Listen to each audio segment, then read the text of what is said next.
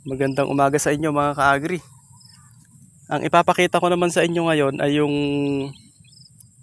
sakit na hindi maiiwasan mga ka-agri. Ayan. Ito siya mga ka-agri oh. Bakit ko nasabi na sakit na hindi maiiwasan? Dahil ito mga ka-agri ay lagi kong nararanasan. Kumbaga kahit anong sili na tinatanim ko at taon-taon nagtatanim ako ay laging may ganito. Ayan. Saan ba ito nakukuha mga ka-agri? At ano nga pala ang tawag dito? Ang tawag dito mga ka-agri ay downy mildew. Saan ito nakukuha?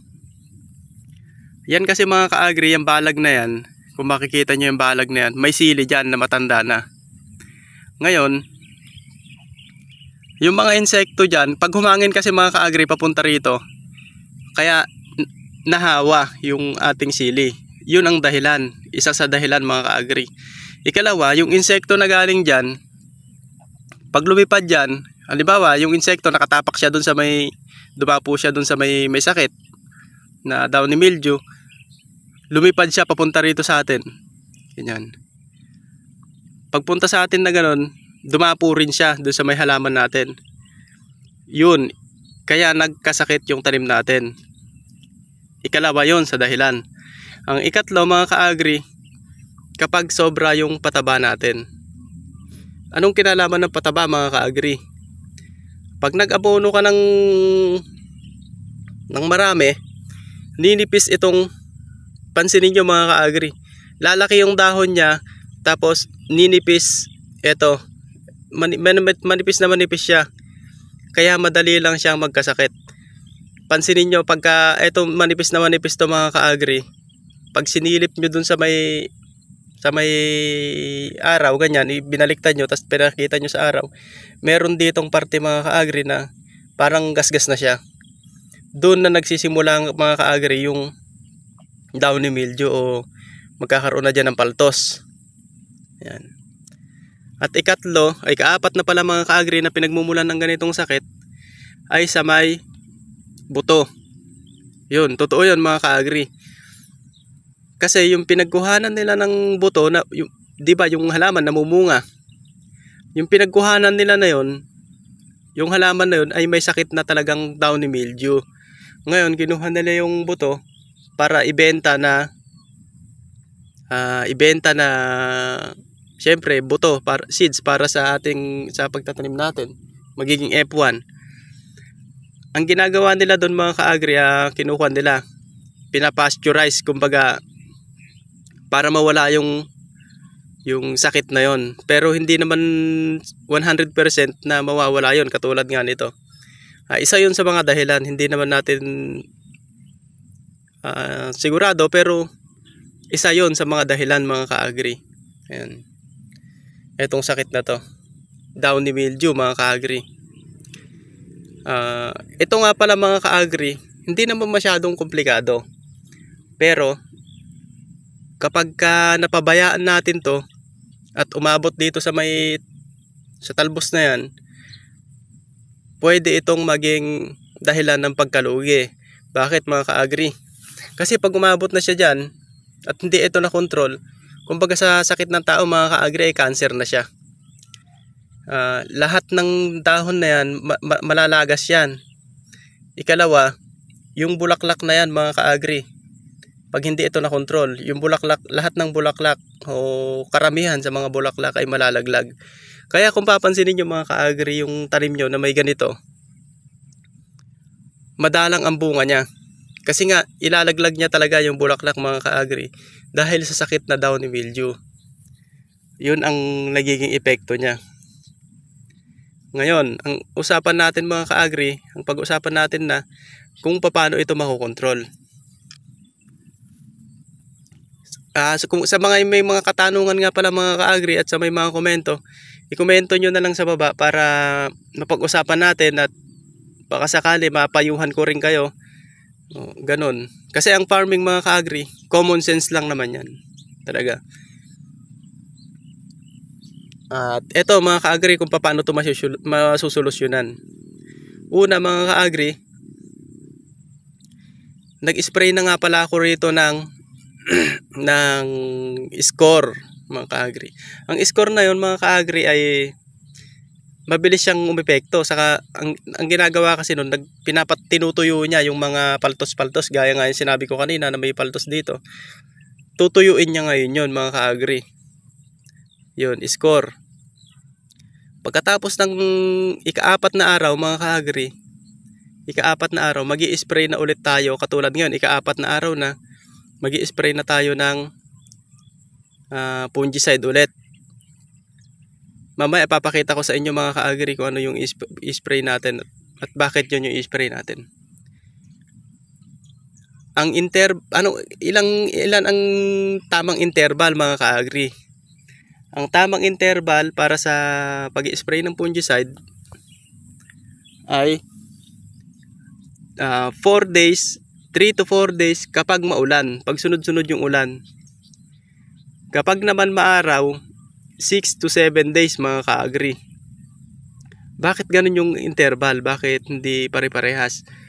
Kasi mga ka-agri, kapag hindi umuulan, pag maaraw, tapos spray kayo ng spray ng chemicals, magkakaroon kayo ng ibang sakit tulad ng pangulot. Ayan. Kasi maselan ang insecticide ang sili mga ka-agri sa mga chemicals. Yung in-spray ko nga pala rito mga ka-agri na score, solo lang yon mga ka-agri. Score, solo lang yon, walang halo. Pag nag-spray ako ng fungicide mga ka-agri, ang hinahalo ko lang kadalasan doon na humus, kung hindi yung atonic, ganun lang kadalasan. Yung una nga pala ng mga ka-agri, score, ang interval ko ay, dahil maulan dito, tuwing hapon kasi umuulan dito mga ka-agri, ang interval ko ay 4 days para hindi siya mangulot. Gaya nga ng sinabi ko kanina, pag spray kayo ng spray ng fungicide, ng chemical, mangungulot yan kapag hindi umuulan. Pero pag umuulan kasi, nahuhugasan na siya. Ayan, nahuhugasan siya kahit papaano mga ka-agri. Ngayon, kaya mag-i-interval lang kayo ng 4 days. Pero kapag umaaraw nga, mag-i-interval kayo ng 6 to 7 days mga ka-agri. Yun ang tamang interval para hindi maiwasan naman natin yung pangungulot. Ayan. Kasi magtataka kayo, ang kinokontrol nyo itong fungus na to. Tapos bigla-bigla na lang mangungulot siya. Bakit ganon? Gaganon kayo. Hindi nyo alam dahil na nga sa ini-spray nyo mga ka-agri. Sana may natutunan kayo mga ka-agri doon sa ibinabahagi ko sa inyo. Ayun o. Ito mga ka-agri, lahat naman ng nagsisili, nararanasan to kahit gaano kagaling. Nasa talaga natin to. Kumbaga mararanasan natin to. Kahit sinong eksperto dyan, mag-comment dito yung mga hindi nakakaranas ng ganitong sakit, downy mildew. Ayun o. Kung mapapansin nyo, nakababa siya, nakaganyan. Malayo ka pa, makikita mo na eh. May nakababa siyang dahon. Ayun o. Ito. May nakababa siyang dahon. Ibig sabihin, ayun o. Ito. Ibig sabihin yan mga ka-agri, may sakit yan, downy mildew na nga yun. Yung mga nakababang dahon. Iba yung itsura niya, iba yung forma niya, yung may sakit na dahon na yun. Ayun o. Ganyan. I-comment nyo mga ka-agri kung sino man yung nagtanim ng sili na hindi nakaranas ng ganitong sakit. Meron naman mga ka-agring variety na mataas ang resistance sa ganitong sakit kapag bata pa, pero pag tanda na mga ka-agri, magkakaroon na siya ng ganito dahil nga yung insekto lilipad pupunta rin dun sa may tarim nila. Yun yung dahilan. Kaya kahit may tolerance siya o resistance siya sa ganitong sakit, magkakaroon pa rin siya kasi nga yung insekto mga ka-agri lumilipat-lipat siya. Ito taon-taon nararanasan ko at nakokontrol ko naman to. Kaya i-share ko na sa inyo mga ka-agri para Hindi kayo kabahan tapos alam nyo na yung ginagawa ninyo. Pag nag-spray nga pala kayo ng fungicide mga ka-agri, kasi yun lang naman talaga yung solusyon dito. Dapat iba-iba yung AI niya at iba-iba rin yung grupo niya. Mayroon kasing mga group yan mga ka-agri. May group 3, may hindi ko alam kung iba-iba, basta iba-iba yung grupo niya mga ka-agri.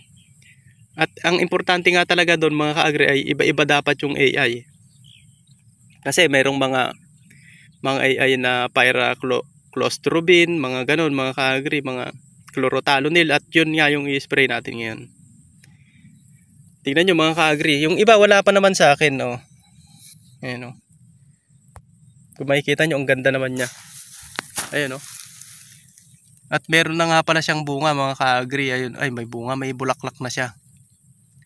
Pumuporma na yung bulaklak niya. Oh, ayan mga ka-agri. Tara, timplahin natin yung gamot na i-spray natin dito mga ka-agri. Pag fungicide nga lang pala yung i-spray nyo, okay lang kahit medyo matanghalian kayo. Umaabot kayo ng alas 9 mga ka-agri. Kasi fungicide naman yung i-spray nyo. Huwag lang yung insecticide at foliar kasi nga pagka fungicide ay insecticide, wala na kayong tatamaan kasi ang insekto pagka mainit na nagtatago na yan, wala na yan. Kaya pag fungicide, okay lang yan. Ayan. Tara mga ka-agri, timplahin na natin yung ating i-spray dito na fungicide. Ayan, papasilip ko lang sa inyo, magaganda na. Ayan.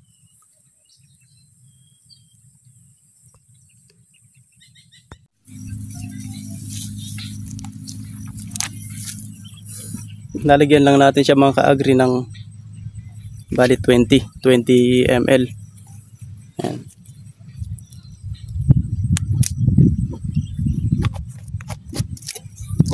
Bago tayo maglagay mga ka-agri, huwag pala natin kakalimutan na halugin.